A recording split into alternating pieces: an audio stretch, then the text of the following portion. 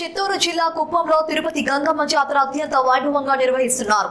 ఈ సందర్భంగా శేష వాహనంపై ముత్తు మారెమ్మ భక్తులకు దర్శనమిచ్చారు. ఆలయంలో అమ్మవారిని వివిధ పుష్పాలతో అలంకరించి నైవేద్యాలు సమర్పించారు. అనంతరం పట్టణి పురవీధుల్లో అమ్మవారిని ఊరేగించారు. జాతర కార్యక్రమంలో భాగంగా అమ్మవారికి భక్తులు పొంగళ్లు పెట్టి సమర్పించుకోవడానికి ఆలయ కమిటీ ఆధ్వర్యంలో స్థలం కొనుగోలు చేయగా ఆలయానికి స్థలం కొనడానికి భూదానం అనే కార్యక్రమంతో అడుగు భూమికి 7,500 రూపాయలుగా నిర్ణయించారు. భక్తులు స్వచ్ఛందంగా ముందుకొచ్చి అమ్మవారికి భూదాన కార్యక్రమంలో భాగంగా తమకు తోచిన విధంగా నగదును ఆలయ కమిటీ సభ్యులకు అందించినట్లుగా ఆలయ వర్గాలు పేర్కొన్నాయి.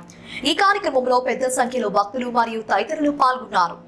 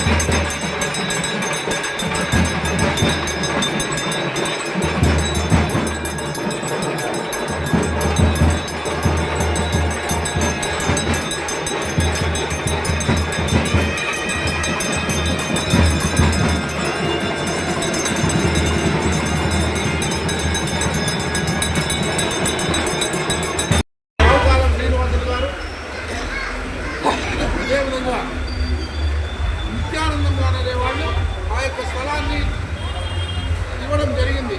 ఆ స్థలాన్ని ఇప్పుడు ఈరోజు మేమందరం కూడా అడుగు 7,500 రూపాయల వంతున పేదవారు కూడా ఈ యొక్క స్థలాన్ని పాల్గొనే విధంగా కొనుక్కునే విధంగా దాన్ని ఏ విధంగా అయినా కూడా ప్రజలు పేదవారు కూడా దీంట్లో పాల్గొనాలనే ఉద్దేశంతో, ఎందుకంటే ఏదైనా స్థలం భూదానం చేయాలంటే ఏ జమీందారులో ఏ రాజులో చేసేవాళ్ళు, కానీ ఈ రోజున ప్రతి పేదవాడు కూడా భూదానం కార్యక్రమంలో పాల్గొనే దానికోసం ఈరోజు మేము 7,500 రూపాయల వంతున అందరూ పాల్గొనే విధంగా చేయడం జరిగింది. దీన్ని ప్రతి ఒక్క పేదవారు కానీ ఎవరైనా కూడా వినియోగించుకునే విధంగా చేయాలని ప్రతి భక్తాదుల్ని కోరుతున్నాం.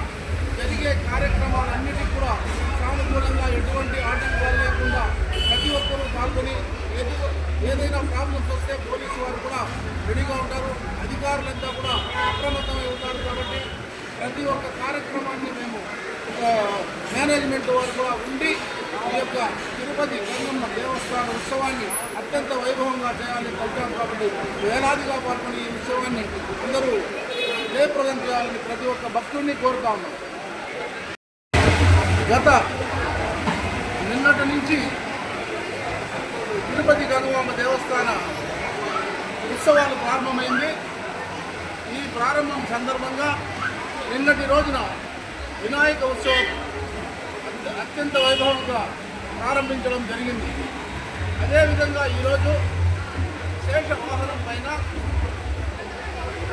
కుమారమ్మ ఊరేగింపు రూపంలో ప్రారంభించడం జరిగింది. అదేవిధంగా రేపటి రోజున అశ్వవాహనము ఈ విధంగా 14, 15, 16, 17 తేదీల వరకు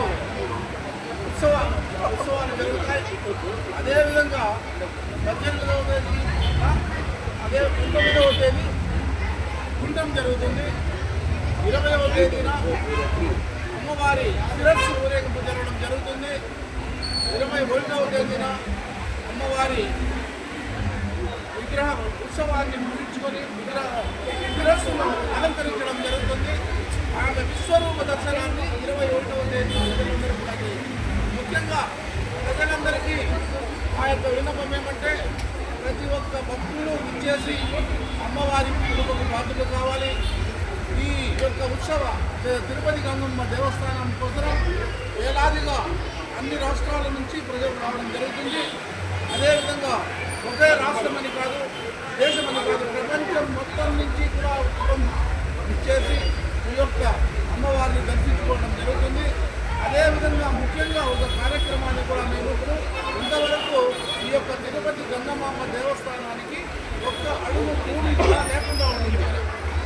ఈ రోజున ఆ భూమి కోసం మేమందరం కూడా ఒక పద్ధతి ప్రకారం అమ్మగారి ఎదురులో ఉన్నటువంటి ఒక ప్రైవేటు స్థలాన్ని దగ్గర 1 కోటి రూపాయలు వెచ్చించి ఒక స్థలాన్ని కొనడం జరిగింది.